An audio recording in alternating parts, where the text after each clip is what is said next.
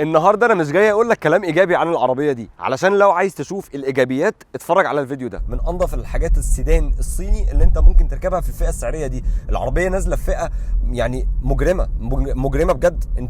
انت نازله من الاخر، يعني تحطي على المنافسين اللي موجودين في السوق المصري كلهم في الفئه السعريه دي. اول فيديو عملته عن العربيه دي كانت من سنتين، ودي كانت اول ما نزلت، والحقيقه انبهرت جدا جدا بسواقتها، وقلت في الفيديو الكلام ده. في المجمل العربيه يا جماعه بصراحه تحفه، وانا لو انا هغير او قررت اغير عربيتي بجد انا هشتري العربيه دي. وخليني اقول لك ان انا لسه ثابت عند موقفي، العربيه دي جميله جدا ومن احسن العربيات في الفئه بتاعتها الاقتصاديه، وانتشرت انتشار رهيب.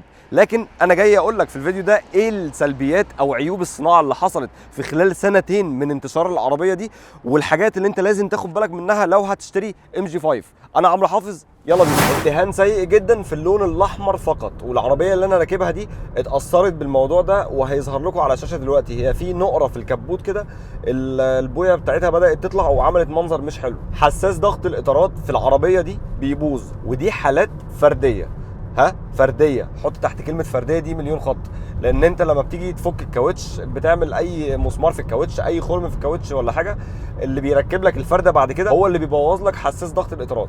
والتوكيل مشكورا بيغير حاجه زي دي في الضمان. كله كان بيشتكي طبعا من اللاج اللي بيبقى في الطلعه في الاول، لان العربيه دي سي في تي، وفي ناس ما كانتش فارقه معاها اللاج ده قوي. ففي صديق ليا مالك للعربيه دي، مالك للام جي 5 وادمن جروب ام جي 5، عالج مشكله اللاج في فيديو هسيبه لكم لو انت على يوتيوب، هسيبه لكم في الوصف بتاع الفيديو ده. قعده العربيه مش مريحه لبعض الناس، في ناس بتحب السواقه الرياضيه او القعده بتاعت الكرسي تبقى رياضيه. العربيه دي مش هتديك الاحساس ده خالص، ومش هتقدر توصل بالكرسي لمستوى منخفض اكتر من اللي انا قاعد عليه ده كده. يعني انا كده شايف وكاشف كل حاجه في الطريق، فما تحلمش ان انت تنزل اكتر من كده. اللي طوله 190 سم هيبقى قاعد شبه لازق في السقف، ومش هيبقى مستريح في العربيه دي. في ناس اشتكت لما اشتروا العربيه دي ان في تسقيف في المشي او في كركره في الطلعه. خليني اقول لك حاجه، الموضوع ده اتعالج ان انت تحط بنزين 95 مش 92.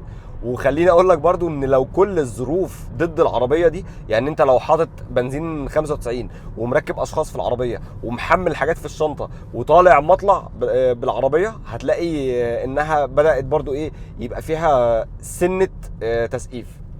ايه الحل؟ الحل مش في البنزين الوحش خالص، لان في ناس في تونس والسعوديه بيشتكوا من نفس الموضوع بالظبط. خليك بقى معايا في العيوب التكنيكال او العيوب الميكانيكيه اللي انا هقولها لك دي. علبه الدركسيون بتاعت العربيه دي او الاسكاترا حصل فيها مشكله، وفي ناس غيرتها، وفي ناس بتغير حاجه اسمها صليبه بس. عيب كمان عندك في بليه الكوبلن الداخلي بتاعت العربيه اللي هي اللي قدامي، من اللي هي داخله في الفتيس. لو انت ماشي على دي على سرعه عاليه 90 100 ممكن تسمع صوت ونه في الفتيس. حلو كده، او الونه دي انت هتكون مش عارف هي جايه منين او ايه مصدرها.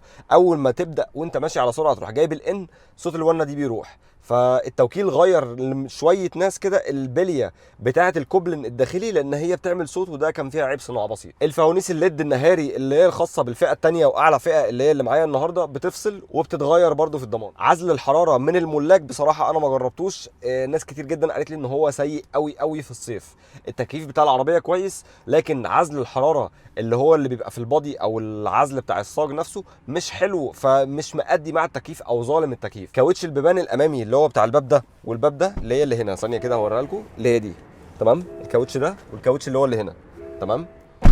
بعد فتره صغيره من الزمن بتلاقي نفسك انت عايز تغير الكاوتش بتاع الباب، وبيبدا يتشقق وبيعمل صوت جوه العربيه، او بيبدا يدخل هواء او بيدخل تراب. طبعا بعد العيوب اللي انا قلتها دي كلها هتخرج العربيه دي من حساباتك، وهتقول انا ايه اللي يخليني افضل مع عربيه تبقى فيها عيوب صناعه او وجع دماغ.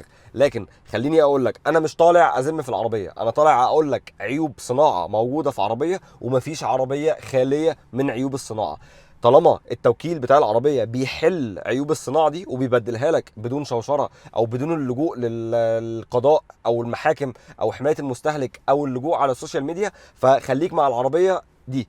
العربيه دي كويسه، مفيش منها مشاكل خالص غير اللي انا قلتهم لك دول، وكويس ان هم بيتحلوا ضمان. فانا كنت طالع اقول لكم في الفيديو ده ايه المشاكل اللي حصلت في العربيه دي بعد سنتين. اتمنى ان الفيديو ده يكون عجبكم. ممكن تابعوني على السوشيال ميديا، فيسبوك، انستجرام، هتلاقوا اللينكات بتطلع لكم دلوقتي على الشاشه، وهتلاقوا موجوده تحت في وصف الفيديو لو انت على فيسبوك. ولو انت على يوتيوب اعمل لنا متابعه من فوق او لايك للفيديو ده علشان يوصل لاكبر عدد ممكن من الناس. اشوفكم على خير ان شاء الله. شكرا، سلام عليكم.